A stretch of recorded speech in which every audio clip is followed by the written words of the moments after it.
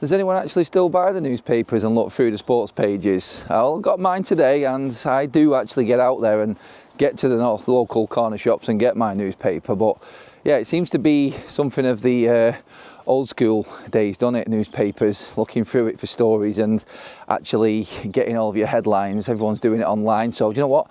For paper round today, I thought I'm just going to get out and about, get my paper, sit down on a park bench, get my coffee, and go through all the headlines with you a bit differently today. So yeah, here we are out on the walk.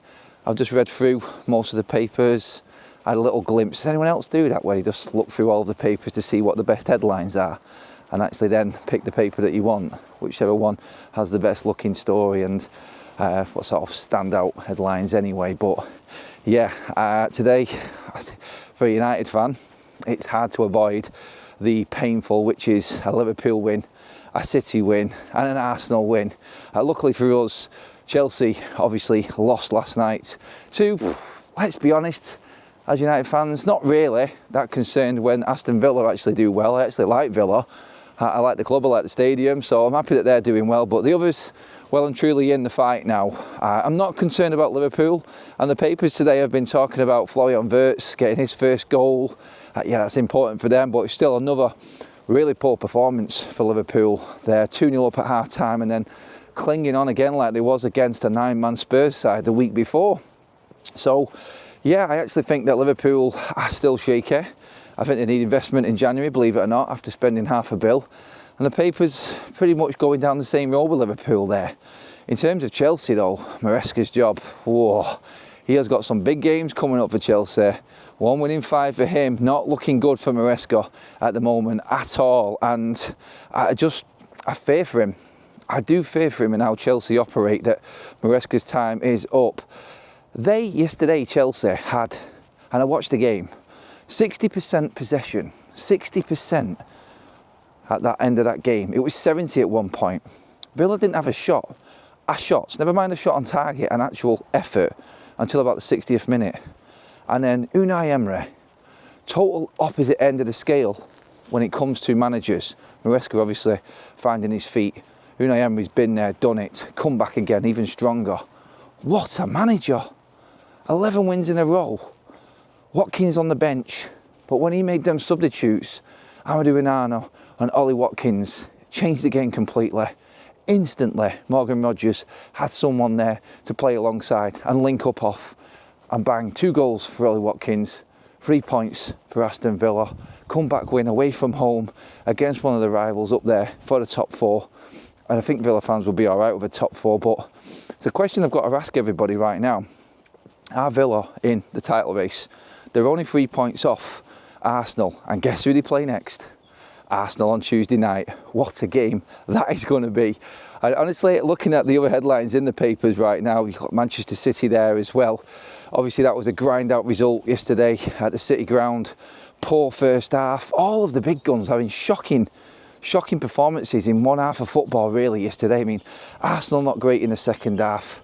Liverpool not great in the second half. Villa poor in the first half. Chelsea shocking in the second half. Arsenal literally holding on to top spot at the moment. It just feels like this next week, this next month, in fact, January, is going to be massive for that title race.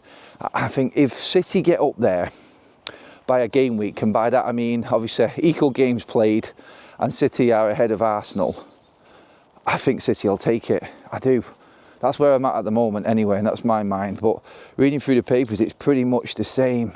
It's saying there in the headline, "You'll do for me," with Erling Haaland there with his Christmas hat on.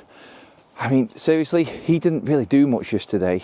And that's why I think the papers today are going in on the fact that Manchester City are actually probably favourites now, because without Erling Haaland, they are struggling. But then yesterday, without him doing much at all, they actually came through and got a really good win in probably one of the toughest games this season away at Nottingham Forest. Their league position definitely doesn't merit the way that they're playing, let's just say that. So I actually think that Manchester City are feeling confident because Erling Haaland didn't have his best game, but the other players like Tadinja Reinders and Ryan Shirky, Phil Foden, that Bernardo Silva, even Savinho when he came on, all now stepping up and actually playing their part as well. And perfect timing coming into the busy part of the season. Obviously European games starting to stack up alongside the FA Cup and obviously the Premier League festive period. So realistically, if you're a City fan right now, you're feeling quite confident, aren't you? I hate to say it, but if there's any team that stands out for me right now, and the papers are saying the same, it's Man City.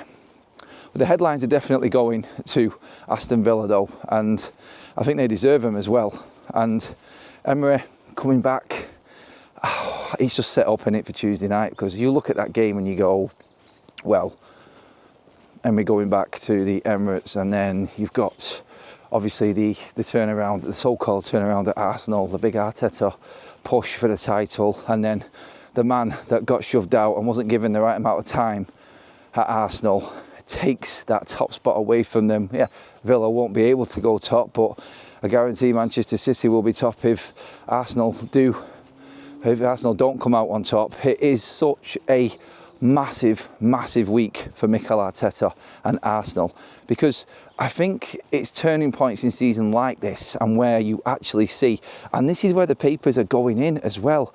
Thirsty work is the headline on Arteta's side of things for Arsenal. It's getting difficult now.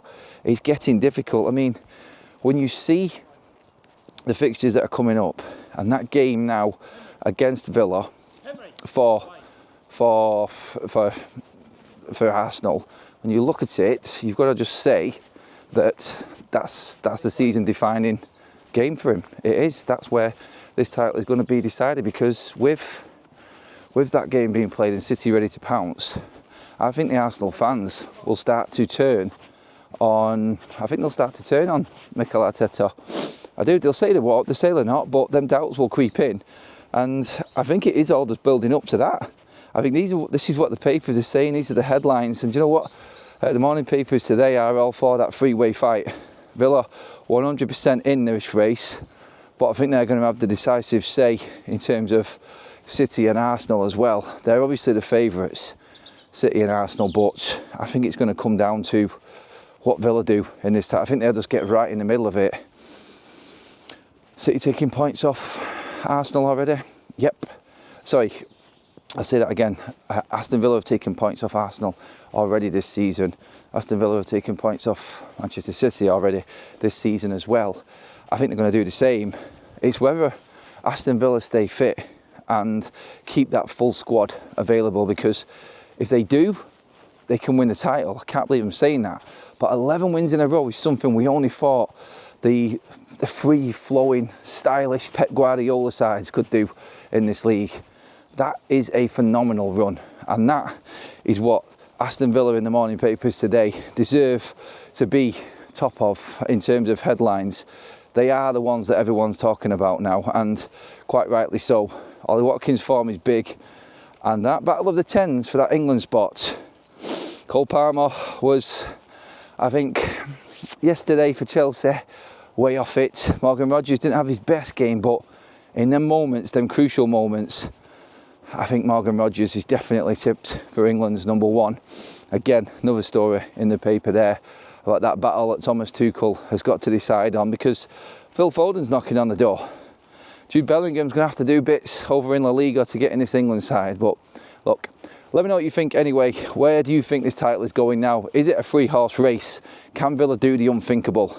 I'm Adam, this is Adam FC. That is your paper round on, not the road, but the path, the walkthrough. Cheers for watching, everybody. Get your comments in below. Make sure that you do hit that like button as well as subscribing to the channel. They all help out massively here on Adam FC. I'll see you all in the next video.